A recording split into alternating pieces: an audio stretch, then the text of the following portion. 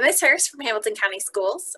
We are going to continue on with it's a kind of short unit I'm noticing now on turning points and what can change someone's life and how it can change in an instant. So we are going to look at a text called Thank You, Ma'am today, which is a really fun text by Langston Hughes, who's a really famous author, wrote a lot of poetry, things like that.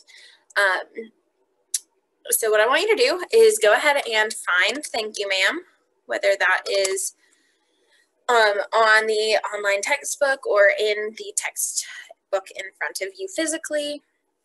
And I want you to do a contiguous first read. So you're just going to read through it once, and then we're going to do a close read and look at some specific areas. So start by reading it straight through, pause me, and when you're done reading, go ahead and press play. All right, so we're going to first look at the first paragraph.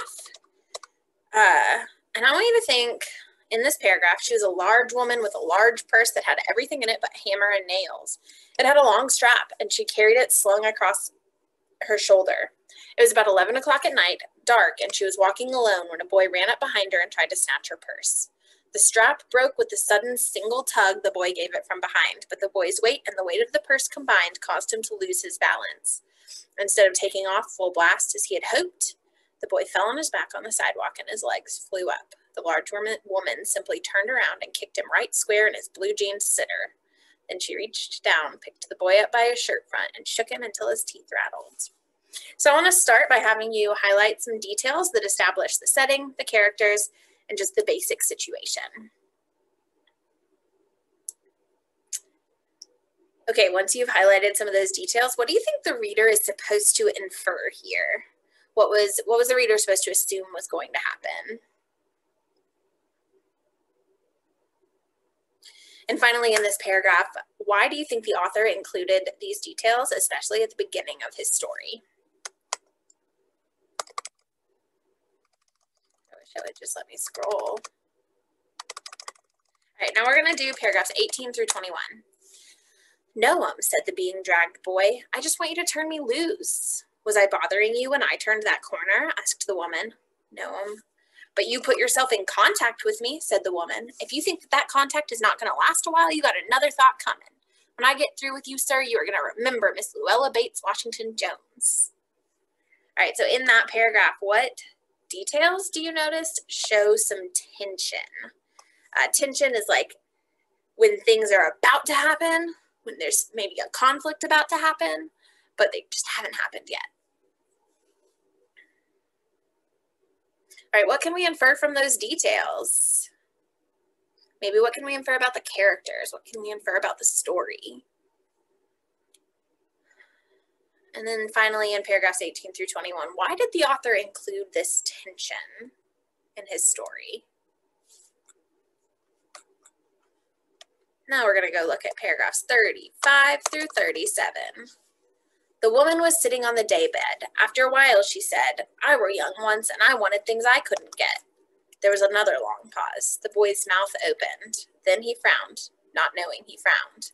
The woman said, "Uh-huh, you thought I was going to say but, didn't you?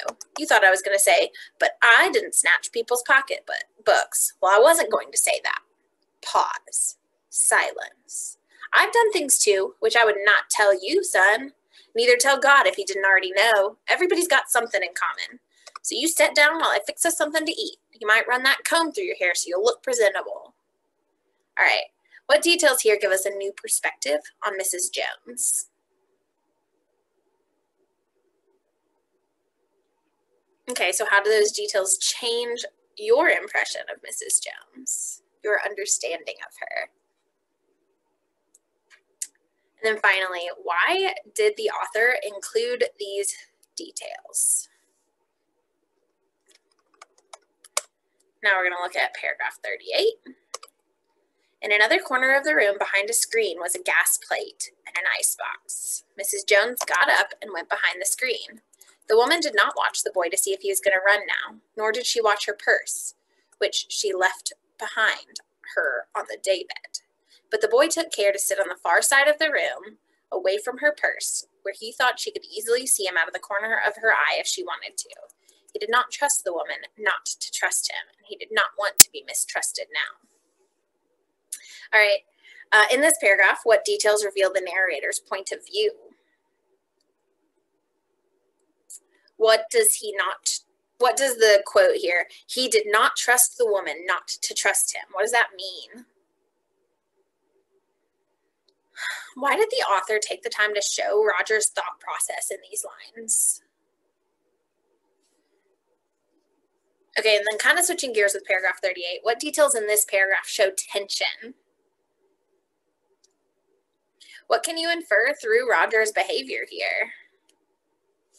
And then again, why did the author include this tension? All right, so now that we've read the whole thing, I want you to think, what lesson did the author want us to get from this story? Okay, so you have just identified the theme. Your final question, your end task where you do your best work, is how do moments of tension in thank you, ma'am, contribute to the theme of the text? I'm going to say it again. How do moments of tension in thank you, ma'am, contribute to the theme of the text?